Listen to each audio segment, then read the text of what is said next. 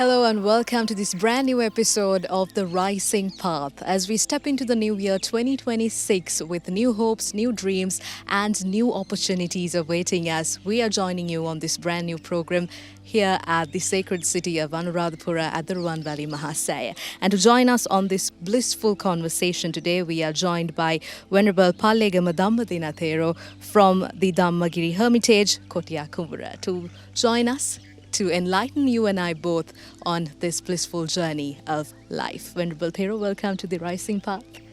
May the Triple Gem bless you all. I wish you all a very happy new year. Actually, I'm very happy to see you and this moment.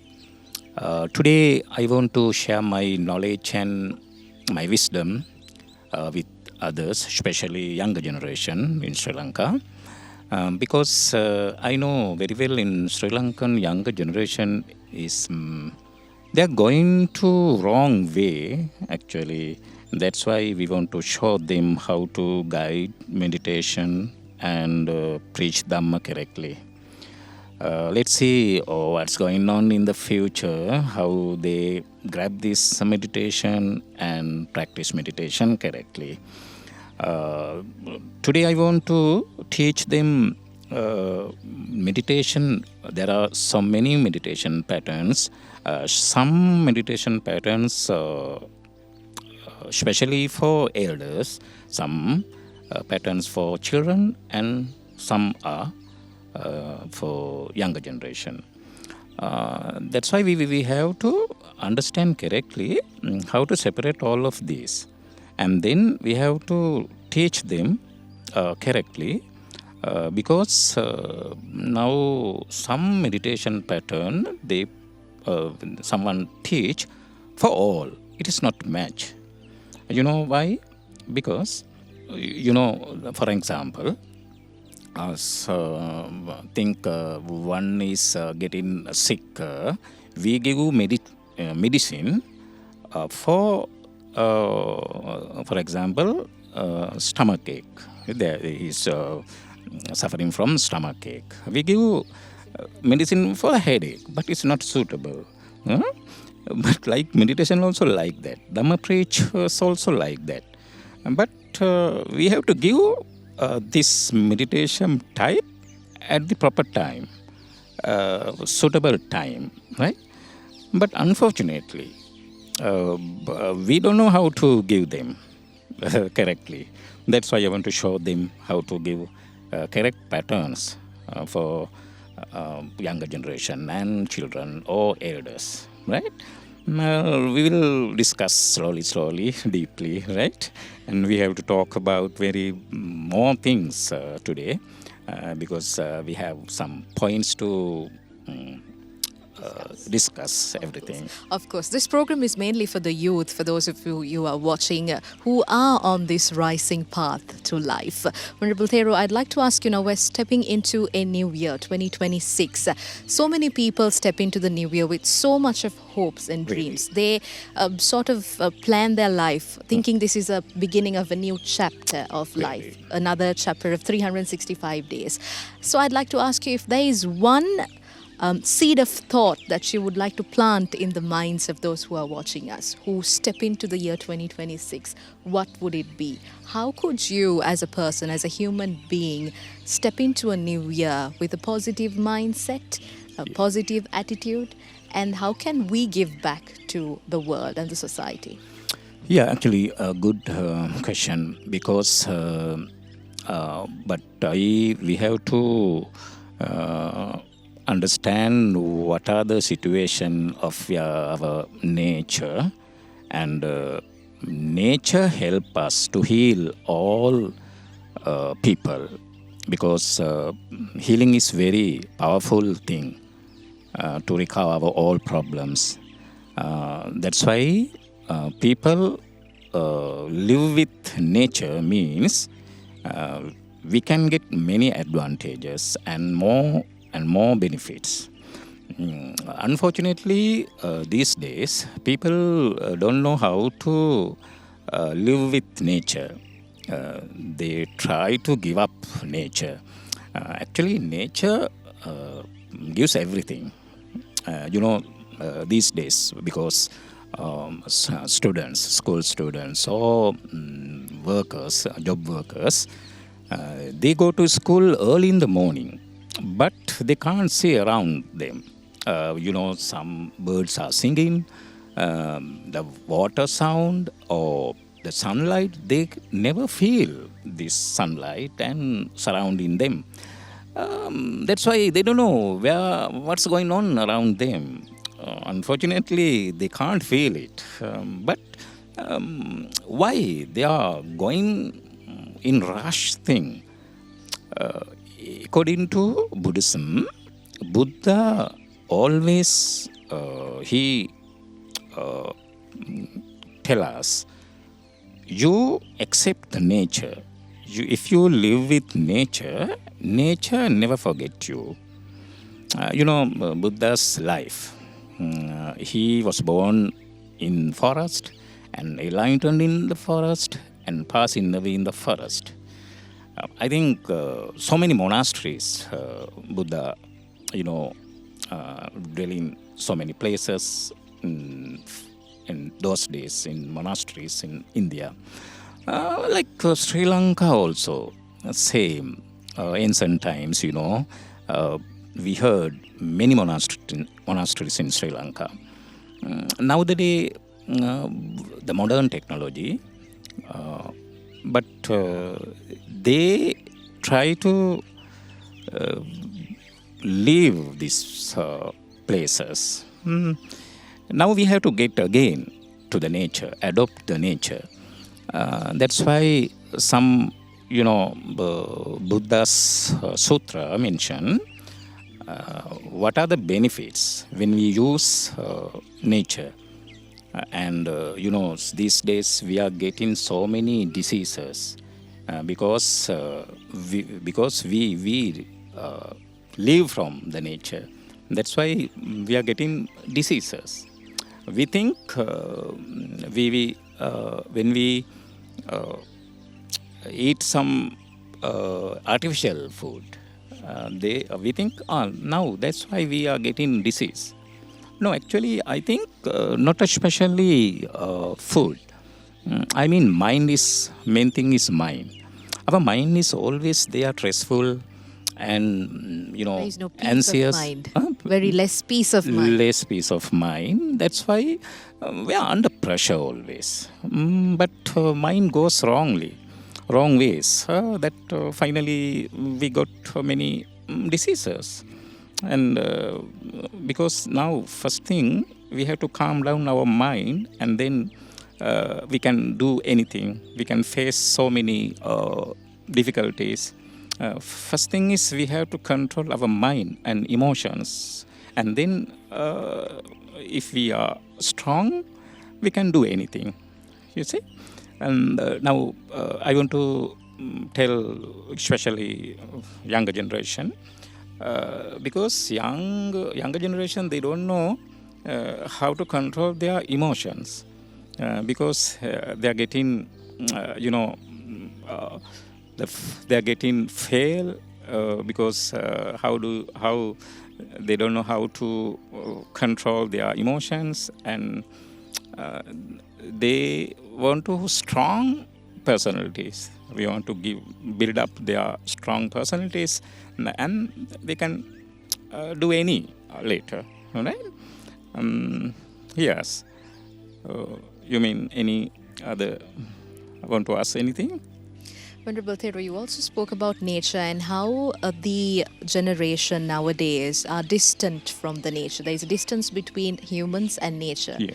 And one thing we understood recently from what happened to Sri Lanka in December with the Ditwa cyclone disaster and how people's lives were affected.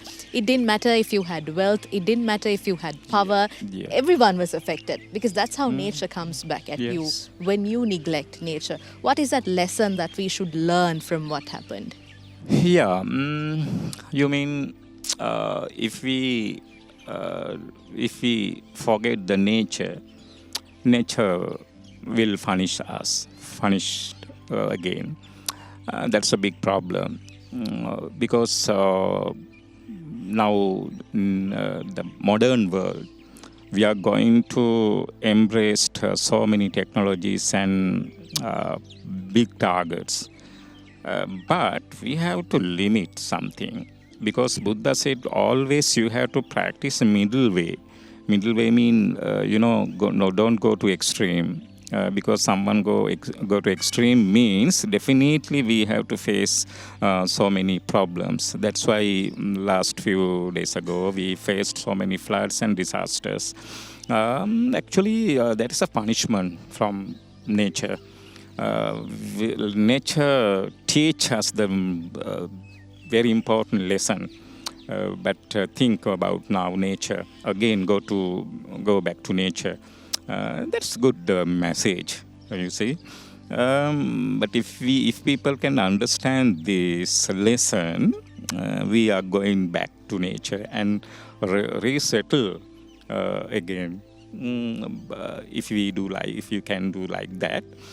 In this very moment, in this society, in this 21st century, when everything is about being digital, we are often very much away and distant from the nature. We barely think twice before cutting a tree. That's what society has come to now. But we forget that everything that we have now is from nature. The oxygen that you breathe, the water, the food, everything is given to you by nature. But day by day, we're failing to see the importance of protecting the nature, being with the nature, and living with the nature. Yeah, actually, nature gives everything, especially health is the best gain. Buddha said, 𝗙𝗢𝗟𝗟𝗪𝗪 𝗪. That's a very important point, because these days, our people, especially, they are facing so many difficulties, so many diseases. But we have a lot of natural food around us. That is the nature products, right? Nature creates everything, but we get all these opportunities correctly. Otherwise, we have to face so many problems like before. That's why, first of all, we have to give the advices to our generation. Especially school education also we have to restructure it actually, because we have to make actually 0 to up, because I don't know what's going on these days in Sri Lanka, because the education system also going wrong ways.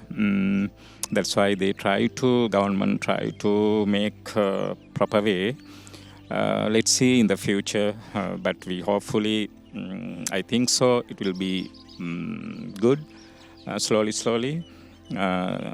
We want to give actually how to keep our knowledge properly, we try to give them properly.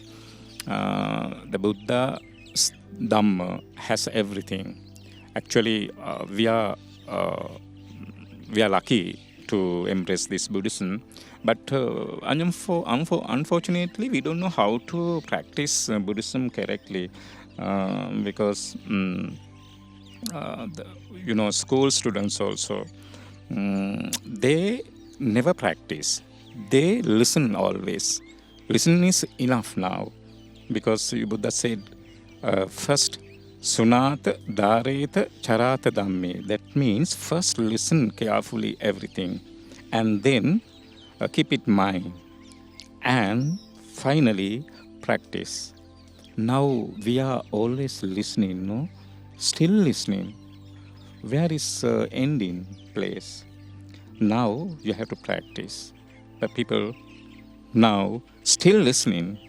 When they start the practice and getting rich, in Sri Lanka is getting rich when they practice, right? Of course.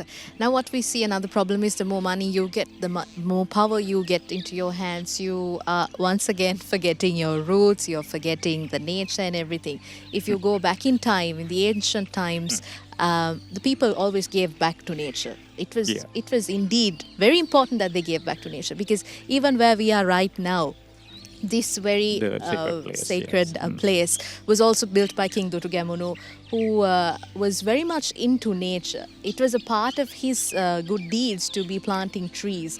That was something historic about him that people still admire up to date. And the folks' tales also say that this stupa, before building it, they had to worship to a goddess who was supposed to be on one of the trees to get permission from her to build this. So that is how much the people back then valued nature. That is how important it was. But today we don't really see that. So how do you encourage the youth and the people of the 21st century to give back to nature? Yeah, that's according to our history. The young generation think about this deeply. The ancient time, the people and kings also, they sacrifice their lives for the nature, and that's why you told now.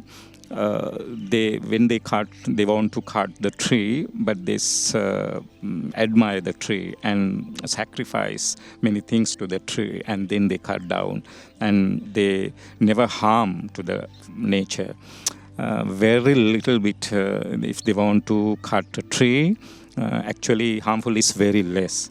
But these things, first things, I ask the people, first of all, love the nature, and then you know what's the benefits of the nature and what are the advantages of the nature.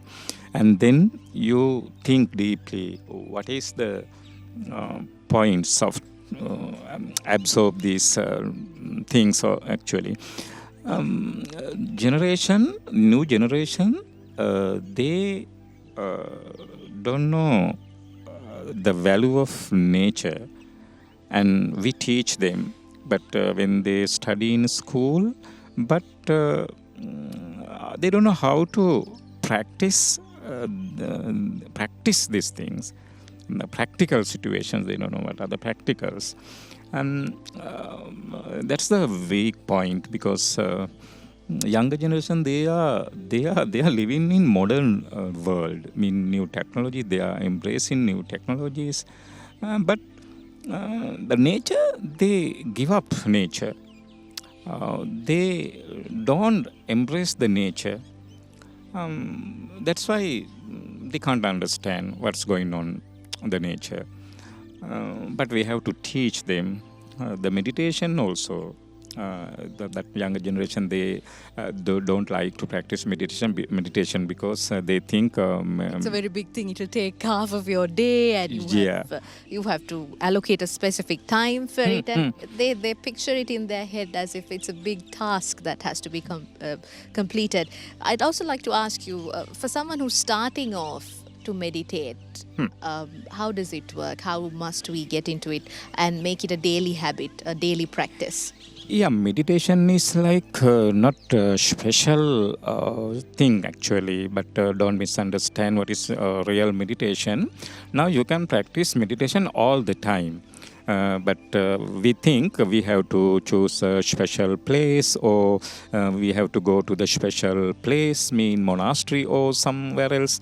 But no, meditation is a lifestyle. It's a lifestyle. But you can practice now here also.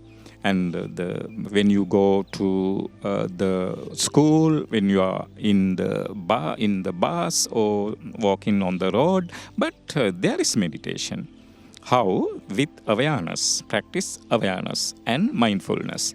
If you can practice mindfulness and awareness, that's meditation. But actually, though these days, our younger generation, the awareness and mindfulness is very, they're out of mindfulness. Mindfulness is very easy. They live to present moment. They live now at this moment. They must understand this moment, and then they know what's going on the moment. That is meditation. But the other side, the another kind of meditation, the concentration. We can develop our concentration level, mind concentration. That means the first absorption level of meditation. That means we called Prathamadhyana mean. If we can focus one thing for a long time, automatically our mind calms up and concentrate. And slowly, we can get high position of concentration. That is super level. And finally, our wisdom has arisen to understand everything. What's the reality of the world and what's the reality of the life and so and so. That is deep thing in the meditation. So for someone who wants to start off, it will just take only 5 minutes of your time. And it's something you can do on the way before you go to bed, and it's all about living in this present moment. There is also an issue because we as humans, we are always thinking about the past, disappointed about the past, or dwelling about the past. And we're also fearing about a future that lies, ahead of us. We don't know in the future. Know what's going to happen in the and the past also now past actually. But we have to stay present moment, right? But we forget it. We forgot present moment, but we think about past and think about future. But we miss the good time. The emphasis and the special time is this time. But we forget it, no? That's why we have to teach them how to live the present moment and how to feel it. And that's the happy time, the present moment. But unfortunately, the people actually, they don't know how to live the present moment. That's why. Living in the moment is indeed very important for all of us. Venerable Thero, I'd also like to ask you now, suffering is something we always go through in our mind. And Buddha says attachment is more often the reason for suffering, because you cling on to something and that is why you suffer. The minute you let go, you're free. Yes. What have you got to say about that to the youth? Because that's in that age is when you want to cling on to things, when you want to fight for things, when you want to get attached to people, to materialistic things. How can we let go? Here, the very important point, especially for the younger generation, because the Nibbana means liberation. What is liberation? Freedom. How we get freedom? When you cling something, definitely you have to be suffered. So where is the suffering? Someone clinging.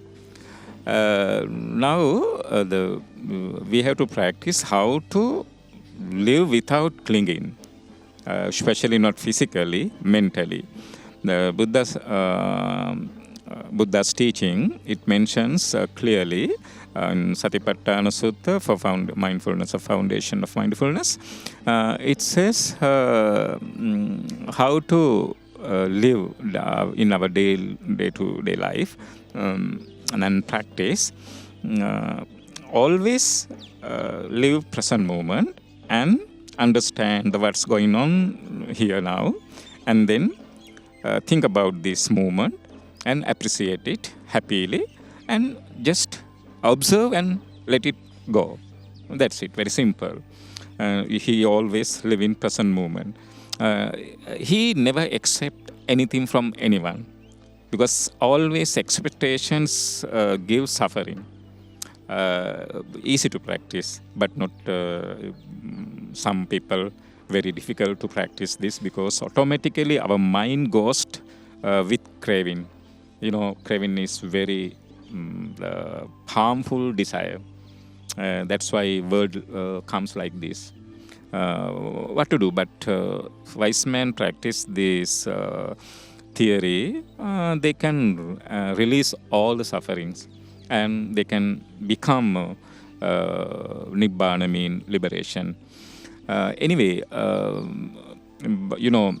Sri Lankan people, especially Buddhist, they think if they read all the books and theories They think they are perfect. But that's the weak point. They never practice even one points.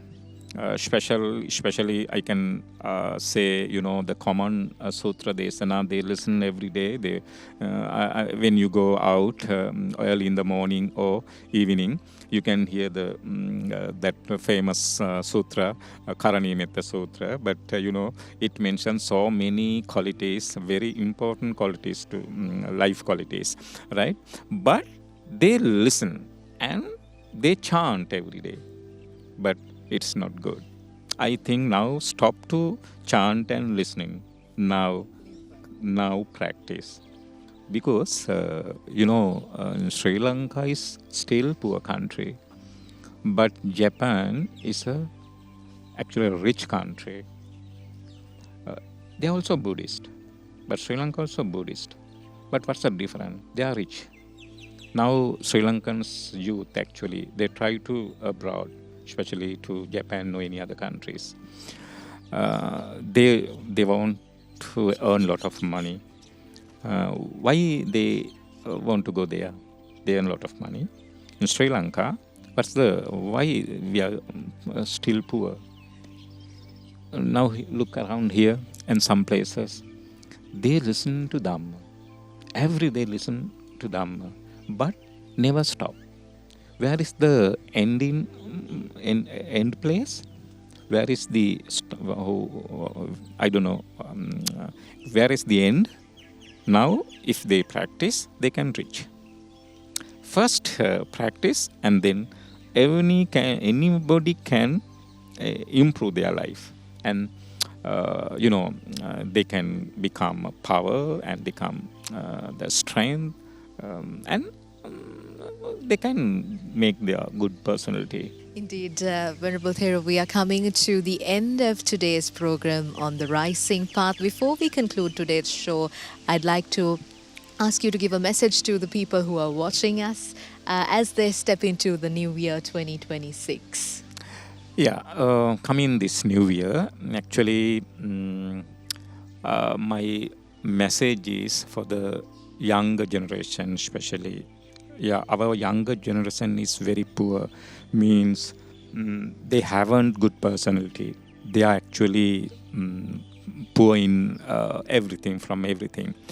They don't know how to get their improve their personality.